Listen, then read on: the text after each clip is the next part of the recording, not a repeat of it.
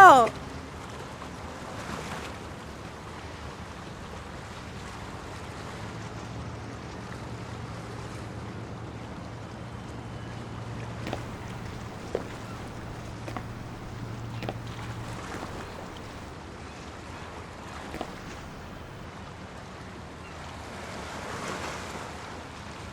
लैला, लैला, उठो ना लैला, आंखें खोलो ना लैला। लैला, तुमने तो मुझे डरा ही दिया, मुझे लगा कि तुम मर गई। अरे फिरोज, तुम और तुम्हारे बेकार के प्लान्स। ओह खुदाया, मेरा तो तकरीबन हार्ट फेल ही हो चुका था, मरने ही वाले थे। मैंने कहा भी था इतनी मिठाई मत खाओ तुम। अच्छा, जैसे वो मैंने अकेले ही खाई थी। अच्छा ठीक है, चलो मान लेती हूँ कि मैंने भी वो मिठाई खाई, पर अब हम लोगों को नहा लेना चाहिए। नाच नाच के पसीने से तरबतर हो गए हैं। चलो नहाकर फ्रेश हो जाते हैं। चलो आ जाओ, आ जाओ। हाँ चलो चलो, नहाना ही बेहतर बदन होगा। दुख रहा है मेरा। मेरी कमर। गलती हो गई, हमें वो मिठाई नहीं खाना चाहिए थी। मैंने खुद भी खाई और तुम्हें भी खिला दी। चलो चलो।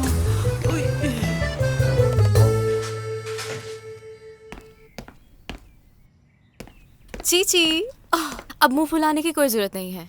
कल रात उसने तुम्हारी जान बचाई है, ठीक है? अगर वो तुम्हारी जान ना बचाता तो अभी तुम बिल्ली के पेट में होती। वैसे वो बिल्ली भी बुरी नहीं थी। अगर तुम्हें उससे कोई मसला ना होता तो उसे भी रख लेती।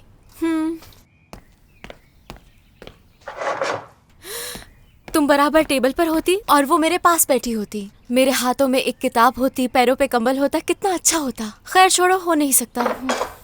बिल्ली और मछली की दोस्ती नहीं हो सकती आपस में। वैसे सेलिन और दमीर की भी दोस्ती नहीं हो सकती, मगर अब क्या कर सकते हैं? उसने तुम्हारी जान बचाई है चीची, है ना? अब प्यार से बात करूंगी उससे। हाँ, टोस्ट तैयार हो गए।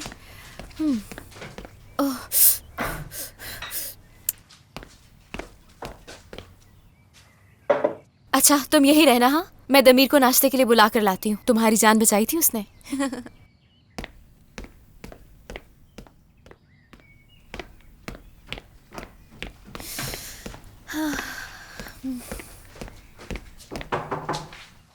दमीर, दमीर उठ जाओ, काम पे जाने के लिए देर हो जाएगी। मैंने तुम्हारे लिए आज नाश्ता भी बनाया है, अब आ जाओ। दमीर, हो सकता है कि उसने अपने कान में ईयरप्लग्स लगा लिए हो और साथ में नींद की गोलियां भी खा ली हो। दमीर, सुनो, मैं अंदर आ जाऊंगी, नाराज मत होना।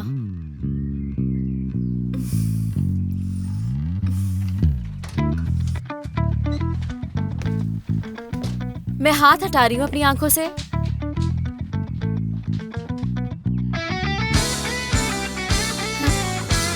दमीर,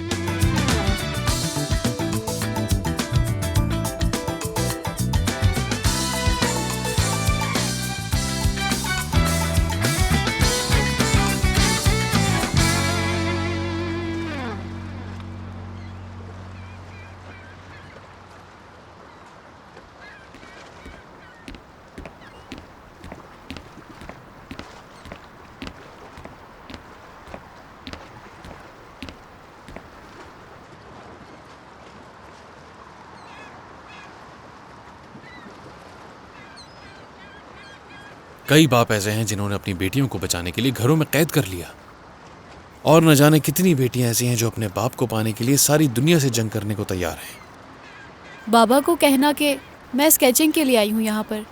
मैं वहाँ ठीक से कंसंट्रेट नहीं कर पाती हूँ। मुझे यहाँ किसी ने नहीं भेजा, तुम्हारे बाबा ने भी नहीं। असल में मैं उनके लिए उनका होटल डिजाइन कर रहा हूँ, और गलती की गुंजाइश नहीं है क्योंकि ये काम मेरे हाथ से जा सकता है और ये मेरे लिए बहुत ही बड़ा नुकसान होगा। ऐसा क्या कर दिया तुमने? तुमने कोई उनके खिलाफ जाकर कोई गलत काम तो नहीं कर दिया? शायद इससे भी बुरा। तुम बेकार में आए हो मुझसे यहाँ बात करने के लिए। मैं बाबा से कई सालों से नहीं मिली हूँ। लेकिन कोई लम्हा ऐसा नहीं होता जिसमें वो तुम्हें याद ना करते हो। अगर तुम उन्हें माफ कर सकती हो तो ये हम दोनों के लिए अच्छा होगा। तुम जानते हो तुम मायूसी का शिकार हो चुके हो। देखो, मैं एहसान नहीं मांग रहा हूं तुमसे, ये तो बस एक ऑफर है। मुझे बस ये बताओ कि अपने बाबा को कैसे माफ करोगी?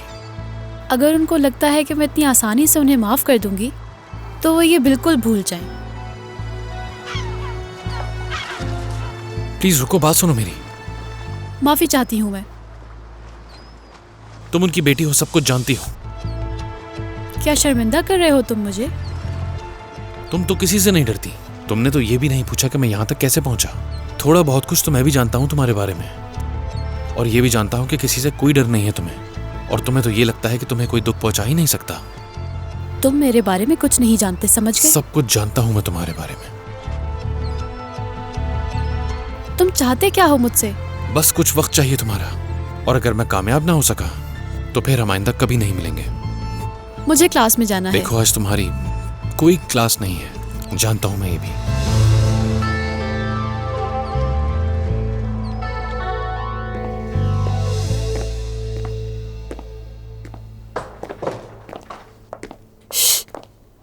क्या हुआ? रात को तुमने कॉल भी नहीं की, सब कुछ ठीक तो है? बात करने के मूड में नहीं थी मैं। क्या वो शदीद गुस्से में था? लड़ाई हो गई तुम्हारी? उसने एक लफ्ज भी नहीं कहा, बल्कि उसने मेरी चीची की जान भी बचाई।